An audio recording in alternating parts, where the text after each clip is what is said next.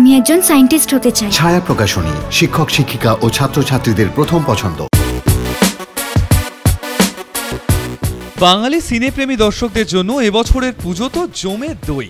কেন? এক ঝাঁক ছবির মধ্যে আসছে দুটো মাল্টি স্টারার ছবি, এক যে ছিল রাজা এবং ব্যোমকেশ গোত্র। পুজোয় সৃজিতের ছবি ট্র্যাক রেকর্ড তো কারোরই অজানা নয়। আর উপরি পাওনা হলো বড়দিনের পরিবর্তে পুজোতে অরিন্দম শীলের ব্যোমকেশের আগমন।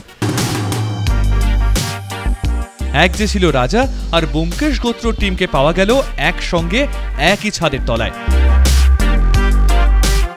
ডিজাইনার শর্বরী দত্ত স্টোর শূন্যতে বসেছিল এক জমাটি আড্ডা, আর সেই আড্ডাতেই উঠে এলো দুটি ছবির বেশ কিছু চমকের কথা, যা দর্শকদের সামনে হাজির হতে চলেছে এই পুজোয়।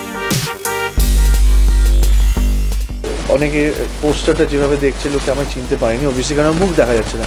আমি এটুকুনি অ্যাসিওর করতে পারি আপনাদের, আমার সামনে থেকে আমাকে দেখলেও আপনারা আমায় চিনতে পারবেন না। So that's the greatness of শোনা, যেটা ও করেছে। And it was a great experience working in this film, কারণ এতে আমার 6টা ডিস্টিংক্ট আলাদা লুক আছে এবং একটা 30 বছর থেকে নিয়ে প্রায় 70 না, একটু 68 ইফার নর্মাল 68 বছর বয়স অব্দি আমার একটা ক্যারেক্টার, না 70 বলে 70-72 অব্দি একটা এজ রেঞ্জ আছে। সো এরকম রেঞ্জের কাজ আমি এর আগে কোনোদিন করিনি। সো থ্যাঙ্কস টু সৃজিত, যে আমাকে এই অপরচুনিটিটা দিয়েছে। 2018 সালেও সাহেবরা যখন আমাদের মন ছেড়ে যেতে পারেনি, 1952 সালে কি যেতে পেরেছিল? তো সেই সাহেবিয়ানা তো থাকা বাঞ্ছনীয়। রাজাদের ছবি আসছে পুজোয়, সবটাই কিন্তু ভালো বাংলা ছবি করার প্রচেষ্টা থেকে এবং দর্শকের জন্য, বাংলা চলচ্চিত্রের দর্শকের জন্য আরও সুন্দর ছবি তৈরি করার প্রয়াসে, সেটা সৃজিত করুক কি আমি করি। তো সেই জায়গা থেকেই, সেই প্রচেষ্টা থেকেই এই ছবিগুলো আসছে এবং এবারে পুজোর ছবি আরও বেশি আকর্ষণীয় হয়ে উঠবে আশা করি।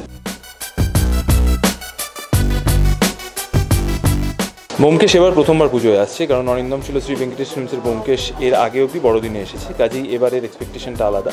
ব্যোমকেশ নিয়ে এমনি একটা প্রচণ্ড প্রত্যাশা থাকে মানুষের কাছে, এবং পুজোর সময় বাঙালির একটা ছবি দেখার অভ্যেস থ্যাঙ্কফুলি আবার তৈরি হয়েছে।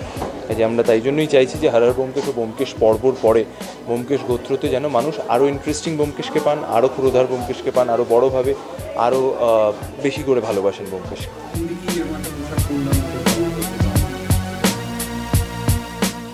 এক যে ছিল রাজা ঠিক ডিটেকটিভ গল্প তো নয়, বাট এক যে ছিল রাজা নো ডাউট থ্রিলার, মানে আবার গোটাটাও থ্রিলার নয়, মানে মানুষের কথা, মানুষের আইডেন্টিটির কথা।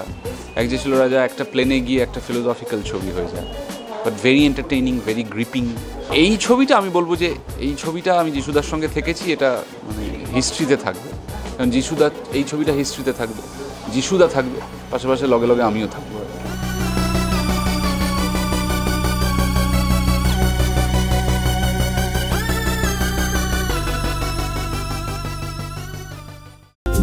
টলিপাড়ার লেটেস্ট নিউজ আর এক্সক্লুসিভ ভিডিওর সঙ্গে আপডেট থাকতে এখনই সাবস্ক্রাইব করুন আমাদের ইউটিউব চ্যানেল। বেল আইকনে ক্লিক করতে ভুলবেন না যেন।